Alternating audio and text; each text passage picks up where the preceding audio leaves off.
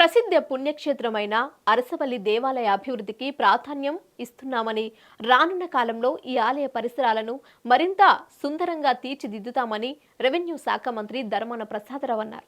4 కోట్ల రూపాయలతో చేపట్టనున్న ఇంద్ర పుష్కరిణి పునర్నిర్మాణ పనులకు శంకుస్థాపన చేశారు. ఈ సందర్భంగా ఆయన మాట్లాడుతూ, ఇంద్ర పుష్కరిణిలో స్వచ్ఛమైన నీరు నిరంతరం ఉంచాలి అనే ఉద్దేశంతో ఈ నిర్మాణపు పనులు మొదలు పెడుతున్నామన్నారు. జూన్ జూలైలోగా పనులు పూర్తి చేస్తామని చెప్పారు. కాంట్రాక్టర్ శ్రద్ధ వహించి అత్యున్నత ప్రమాణాలతో నిర్మాణం చేపట్టాలని కోరారు. అరసవిల్లి దేవాలయానికి దేశవ్యాప్తంగా భక్తులు వస్తూ ఉంటారని, దేవాలయం చుట్టూ ఉండే రహదారులు అభివృద్ధి చేయవలసి ఉందని, త్వరలోనే సంబంధిత పనులు చేపడతామన్నారు. ఆంధ్రప్రదేశ్ ప్రభుత్వం ఎండోమెంట్స్ డిపార్ట్మెంట్ నుంచి 2 కోట్ల రూపాయలు CGF నిధుల్ని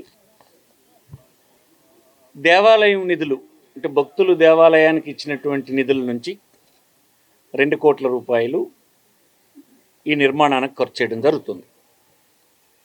ఈనాడు మేమంతా రావడానికి కారణం ఏంటంటే, నేను కానీ ఇక్కడ ఉన్న కమిషనర్ గారు కానీ, ట్రస్ట్ బోర్డ్ మెంబర్స్, MLCs, పట్టణంలో చాలామంది ప్రముఖులు, ఎండోమెంట్ డిపార్ట్మెంట్కి చెందినటువంటి ఉన్నతాధికారులు అందరూ కలిసి ఇలా శంకుస్థాపన చేశాం. ఈ పుష్కరిణి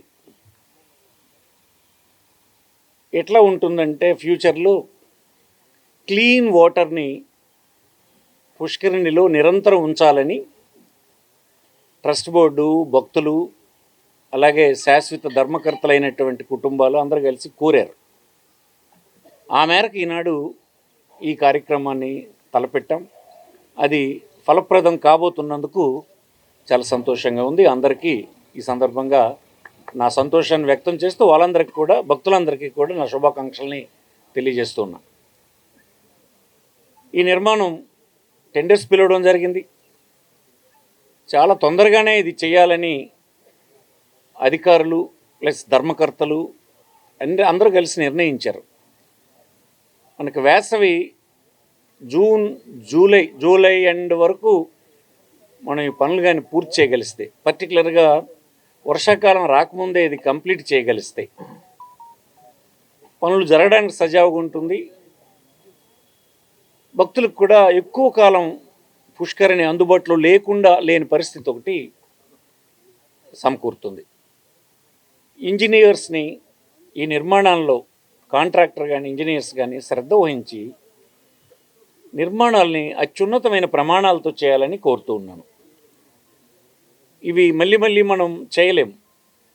ఎక్కడ రాజీ పడకుండా కాంట్రాక్టర్ కూడా ఇది ఒక లాభంతో చేస్తున్న పని అనే భావన విడిచిపెట్టి, నీ జీవితంలో నీకు ఇది గొప్ప వరం, అందరికీ ఇలాంటి సేవ చేసే అవకాశం రాదు, నీకు పుష్కరిని నిర్మించే అవకాశం వచ్చింది, మా అందరికీ ఈ పుష్కరిని శంకుస్థాపన చేసే గౌరవం మాకు దక్కింది, అలాగే ట్రస్ట్ బోర్డ్ మెంబర్స్కి వారి కాలంలోనే ఇది జరిగింది అన్నటువంటి తృప్తి వాళ్ళకి కలుగుతుంది, అలాగే ఈఓ గారికి, దేవాలయంలో పనిచేస్తున్న అధికారులకి వాళ్ళున్న సమయంలోనే ఈ అభివృద్ధి అంతా జరుగుతుంది, తృప్తి మిగులుతుంది.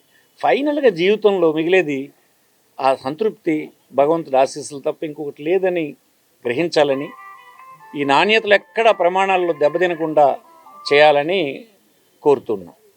ఇప్పుడు పూడికి తీసినప్పుడు గ్రామస్తులు ఇతరులు ఎవరికైనా ఇబ్బంది కలిగితే, ఇది మన దేవాలయం కోసం చేస్తున్నాం కనుక అందరూ సహకరించే పని చేయాలని, ఆ పనులు జరిగినప్పుడు ఏమైనా చిన్న ఇబ్బందులు ఉంటే సర్దుకుపోవాలని వారందరికీ కోరుతున్నా.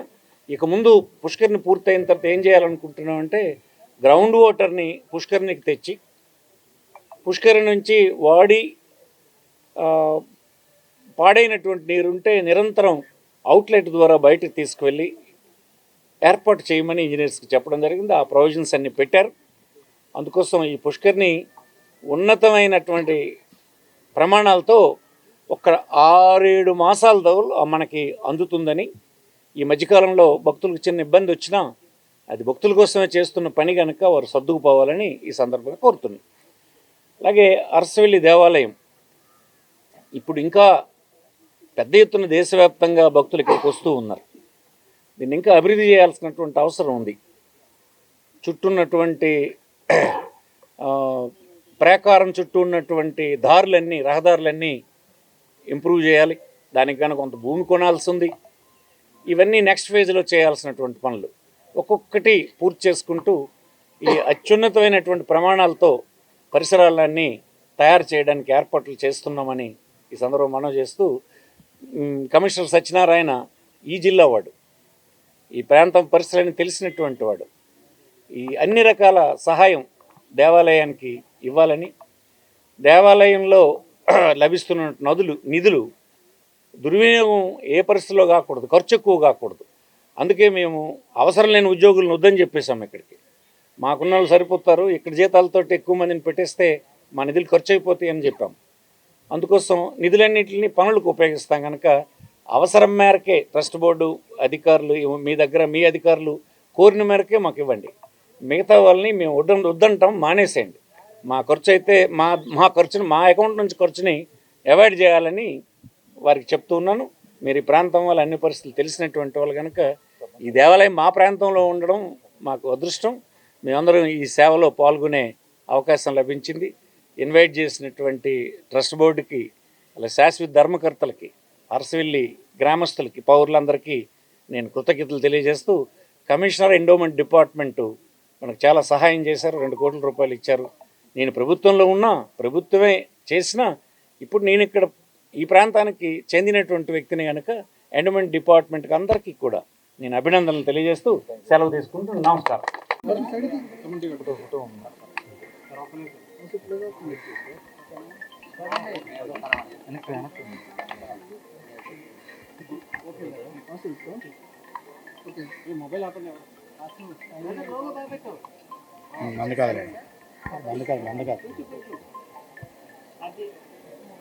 నాలుగు రోజుల క్రితం మన శ్రీకాకుళం జిల్లా రావివలస గ్రామంలో, టెక్కల్ మండలం రావివలస గ్రామంలో టి రాజేశ్వరరావు గారు అనే ఒక వ్యక్తి అకస్మాత్తుగా అనారోగ్యం పాలైనారు.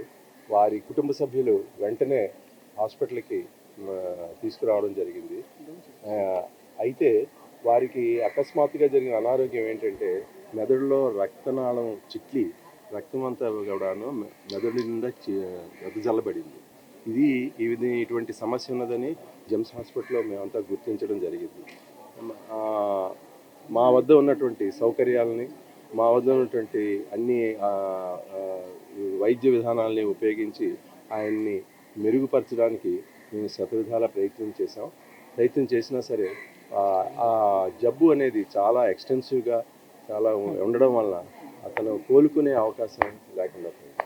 ఈ విషయాన్ని మేము కుటుంబ సభ్యులకి చెప్పాము. అతని మెదడు అయితే ప్రస్తుతానికి పనిచేయటం లేదు, కానీ మిగిలిన అవయవాలన్నీ చక్కగా పనిచేస్తున్నాయి. దాన్ని మీరు ఒక మంచి మనసుతో, ఇటువంటి విషాద సంఘటనే జరిగిన ఈ విషాదంలో మీరు ఒక మంచి మనసుతో అవయవదానం చేసినట్లయితే మరో 4 ప్రాణాలని మనం నిలిపినట్లు అవుతుంది. ఈ ప్రాణదానం చేయడానికి అవకాశం ఉంది. మీరు కుటుంబ సభ్యులంతా ఆలోచించి నిర్ణయం తీసుకుందని వారికి చెప్పడం జరిగింది. అయితే కుటుంబ సభ్యులు ఇటువంటి విషాద సంఘటన అయినా సరే చాలా గుండె నింబరంతో, చాలా మంచి మనసుతో, మంచి గొప్ప మనసుతో ఈ మన యొక్క కార్యం వలన, మనం చేసే నిర్ణయం వలన కొన్ని జీవితాలని బాగు చేయడం జరుగుతుందనే ఒక నమ్మకంతో వాళ్ళు అంగీకారాన్ని తెలపడం జరిగింది. వెంటనే మా జెమ్స్ హాస్పిటల్ ఉన్నటువంటి టీమ్ ఆఫ్ డాక్టర్స్, ఆ తర్వాత మేనేజ్మెంట్ అందరూ కూడా ఈ విషయాన్ని ప్రభుత్వానికి తెలియజేశాం. ఆంధ్రప్రదేశ్ ప్రభుత్వానికి తెలియజేయడం జరిగింది. ఆంధ్రప్రదేశ్ ప్రభుత్వంలో జీవన్దాన్ అనే ఒక సంస్థ ఉంటుంది. ఈ జీవన్దాన్ సంస్థ రాష్ట్రంలో ఎవరికైతే ఈ అవయవాలు అవసరమో అవన్నీ కూడా వాటి లిస్టును మెయింటైన్ చేస్తుంది. ఈ సంస్థ, జీవన్దాన్ సంస్థ ప్రభుత్వ ఆధ్వర్యంలో నడుస్తుంది. సో ఈ విషయాన్ని మేము వెంటనే తెలియచేయగానే వారు దానికి సరైనటువంటి అవసరమైనటువంటి ఏర్పాట్లన్నింటినీ ఆంధ్రప్రదేశ్ ప్రభుత్వం వారు చొరవ తీసుకొని వారి సంసిద్ధతతో వారి యొక్క మిషనరీ, డిస్ట్రిక్ట్ మిషనరీ అంటే కలెక్టర్ గారికి, తర్వాత ఎస్పీ గారికి, వారందరికీ కూడా సమాచారాన్ని అందజేసి దీనికి సరి అయినటువంటి ఏర్పాట్లన్నింటినీ ప్రభుత్వం మంచి చొరవతో, మంచి ఉద్దేశంతో వెంటనే చేయడం జరిగింది. సో ఆ క్రమంలో వెంటనే వాళ్ళు ఒక హెలికాప్టర్ని కూడా అరేంజ్ చేశారు. గుండెని, అవయవాన్ని తీసి వెంటనే తిరుపతికి పంపించడానికి అనుగుణంగా హెలికాప్టర్ వెంటనే జెమ్స్ హాస్పిటల్లో దించి అవయవాన్ని తీసుకెళ్ళడం జరిగింది. అంటే మనం కాలం చాలా ముఖ్యమైనది. టైం ఏమీ కూడా వేస్ట్ కాకుండా ఇటువంటి చర్యల్ని తీసుకోవడం జరుగుతుంది. ఈ విషయంలో ఆంధ్రప్రదేశ్ ప్రభుత్వం తీసుకున్నటువంటి ఈ చొరవని మనం చాలా గొప్పగా అప్రిషియేట్ చేయాల్సిన అవసరం ఉంది.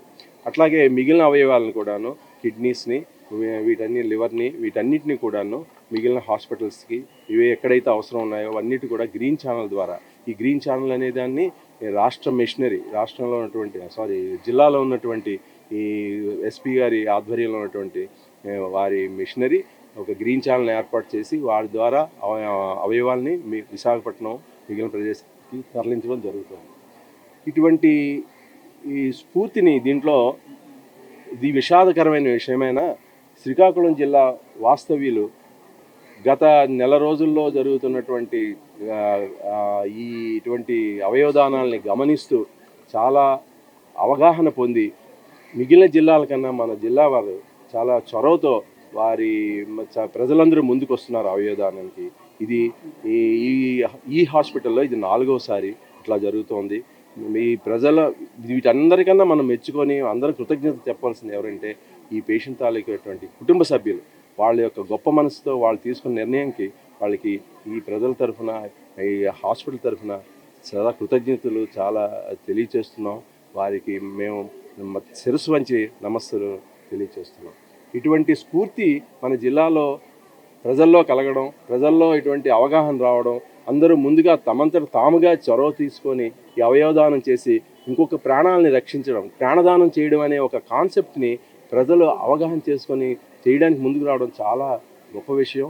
ఈ విషయంలో శ్రీకాకుళం జిల్లా మన ప్రభుత్వం యొక్క సహకారంతో, ఆంధ్రప్రదేశ్ ప్రభుత్వం యొక్క సహకారంతో ముందుకుండి చేయడం ఇది చాలా అంతే అప్రిషియేట్ చేయవలసినటువంటి విషయం. ఈ విధంగా ఇటువంటి చర్యలకి అన్నిటి కూడా ఇటువంటి ప్రజలకి ప్రజాహితమైనటువంటి కార్యక్రమాలన్నింటినీ నిర్వర్తించడానికి జెమ్స్ హాస్పిటల్ అనేది ఎప్పుడూ ముందుగా ఉంటుంది. మా టీమ్ ఆఫ్ డాక్టర్స్ అందరూ కూడా సంసిద్ధతతో క్షణాల్లో విషయాన్ని అన్నిటినీ కూడా అన్ని సంసిద్ధంగా